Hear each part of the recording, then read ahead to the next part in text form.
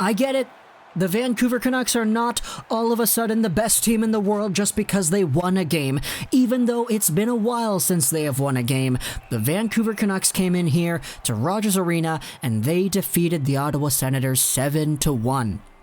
This is the very first game of the season where the Vancouver Canucks don't give up 5 goals. And honestly, I think a lot of that does have to do with the fact that Thatcher Demko was indeed, I'm going to say it like this, good enough.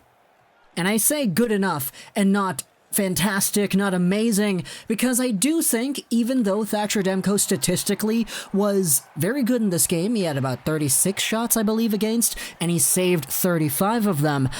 I'd be lying if I said that Thatcher Demko in this game was the same as the Thatcher Demko we saw against Vegas in the recent postseason. There were still so many things to work on, I think, with Thatcher Demko's game that you can go over and look at in the video room and be like, okay, here are some slight improvements you can make, mostly rebound control, but at the end of the day, Thatcher Demko came over here and stopped the Ottawa Senators from putting up more than a goal. It's the first time the Vancouver Canucks did that this entire year. Now, this game was kind of the spark of either what was a nice turnaround for the Vancouver Canucks or just another complete meltdown, because Canucks fans were already super impatient, super panicky about what was going on with the team.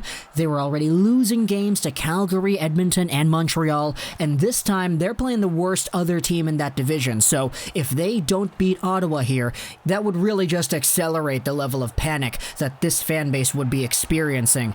And of course, you had an Ottawa Senators team coming over here with the return of Tim Stutzle, trying to get that mindset. So things got off to a hot start early for Brandon Sutter because he scores on a backhand while falling down off a point shot rebound by Alex Edler. Right away, it's Matt Murray coming in here. We all know Matt Murray and the story, right? Lucky goals, etc. Brock Besser and the amount of times he had scored on Matt Murray in the past. This time, it's Edler who puts the shot on. Sutter is there. He backhands it in, continuing the hot streak of backhand goals. It's his second of the year with Edler's second assist on the year. And the next few plays in this period were defined by Thatcher Demko. Going over there, making some stops. As I said, the rebounds were popping out, but Demko was still there, being able to stop them all. Eventually, though, it's a heavy forecheck by Tyler Motte, who comes in and steals the puck down low in the Ottawa zone from Thomas Chabot. He sends it around the goal to Jay Beagle, who stops up behind the net. He waits for a bit, he throws it out in front, and Tyler Motte on the give and go is able to bury it by Murray. There were actually like 3 passing options there. Roussel was right with Tyler Motte, and he had Olli Juolevi on the other side too, should he be the guy that Beagle wanted to pass to. More on Juolevi later, but the second goal of the game is indeed Tyler Motte from Jay Beagle, Motte's third on the year, so that was very good to see.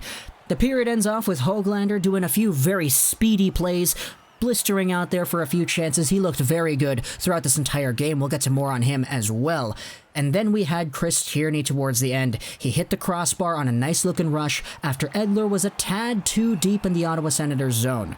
That's one very beautiful chance to end off the Senators' first period, and Connor Brown also had a breakaway that was stopped up by Demko as well towards the end of the first, giving the Senators 2 very high danger scoring chances that were both cleared by Thatcher Demko and the post. Even though I say that Demko could have worked a little bit on the rebounds, I can't deny the fact that he did indeed save all but one of the shots that he had to face.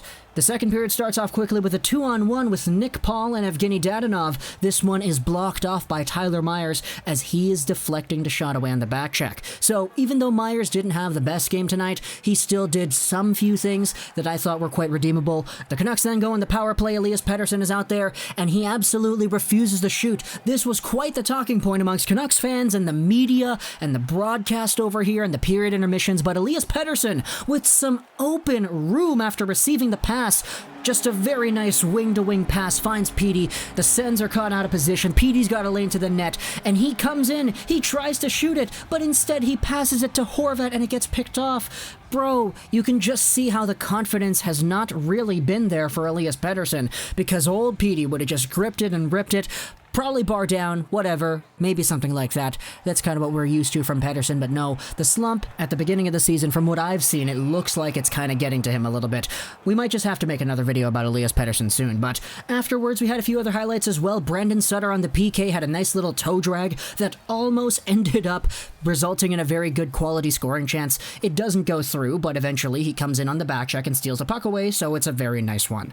You then had Myers, who gave it away in the neutral zone at the blue line. Mike Riley comes in, he hits it off the crossbar, he almost pulls off the Cole Caulfield, Jeff Petrie angle shot.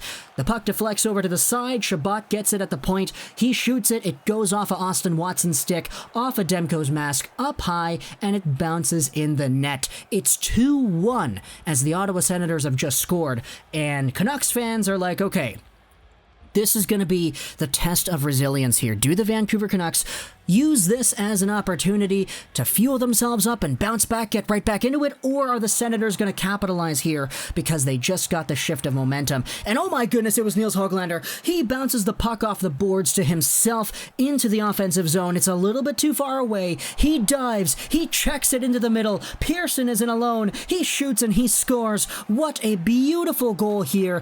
Tanner Pearson with his first of the year on a beautiful assist by Nils Hoglander, who had been so good up to this point and who's just proving that he belongs in the NHL. Magnifique play right there, Nils Hoglander.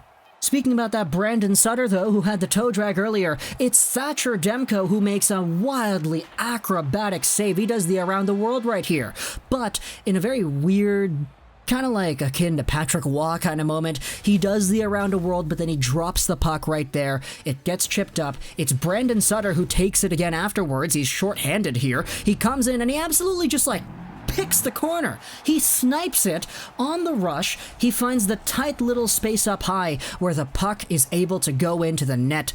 It quickly pops out, and it's like, oh, Sutter scored again. What in the world? That's his second goal of the game. What a crazy goal there.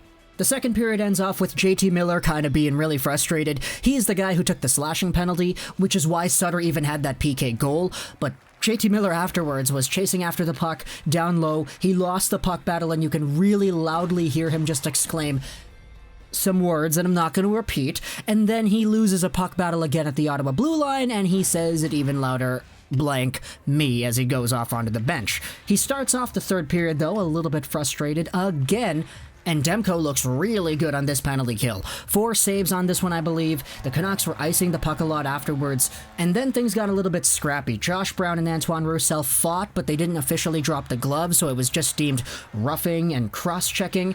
So we get 4-on-4 a little bit, and this is kind of where Quinn Hughes takes it at the blue line. He brings it in after cradling it in at center ice. He drops it off for the trailing man. Pearson finds Horvat, who rips it, and he hits both posts.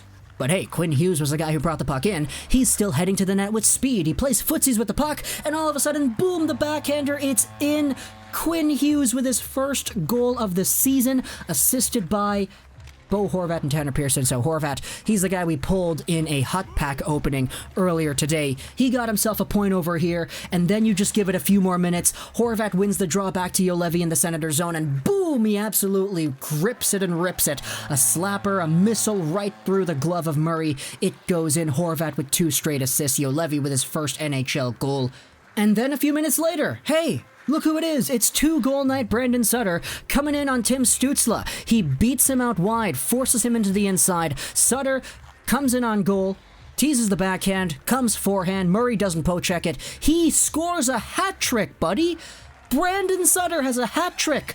And everybody's like, okay, this is kind of what happens when Brandon Sutter is in a contract year, in a year where everybody's kind of thinking, okay, this is kind of when we can finally get that cap hit off our books. Finally, that huge overpayment for Brandon Sutter is going to be gone. But no, now that he's in a contract year, he comes out here and he's like, yeah, I'm just going to score a hat trick. It's the first in my career here. Everybody was kind of joking around. Did Petey and Sutter switch bodies or something? Because of course, this is the elite goal scorer Brandon Sutter coming in here to end off the game pretty much, before Antoine Roussel and Austin Watson come in with a little bit of a fisticuffs match as well. But the Vancouver Canucks take this one 7-1, and again, Big things in store here with this storyline. The Canucks and the Senators, the two worst Canadian teams so far. The Vancouver Canucks fan base just absolutely panicking. And if they had lost this game against Ottawa, the fan base would have been panicking even more. As for Ottawa, though, they came in here, they showed some fight, they showed some very good talent. I like what I saw out of Brady, Tkachuk, of course. I liked what I saw out of Tim Stutzle. Except for what happened at the end. I mean, I liked what happened at the end because Sutter was able to score, but at the same time, for Stutzle, that's a bad moment. He played pretty well in this game, for sure. If we're talking about rookies in the game, though, Hoglander, very good. Chef's kiss for his game right there. Tanner Pearson with a goal and an assist. Bo Horvat with 2 assists on the night. Of course, you have the Brandon Sutter hat trick, and you have Thatcher Demko, who had a .972 save percentage in this one. And so even though it feels good to see all these guys getting points, you have to remember at the very least, it's only one game. The Senators could very quickly come in here and tie things up with the Calgary Flames in the standings by winning against Vancouver on Wednesday. But for the Canucks, they're tied now with Edmonton for 4th in the division. They have 6 points. The Canucks have 6 points, but the Oilers have it in 1 fewer game. So we'll see where things go on as the Canucks continue their series against Ottawa. Talk to me in the comments what you thought about this game. I hope you enjoyed this video. So that's Trolls99, and bye.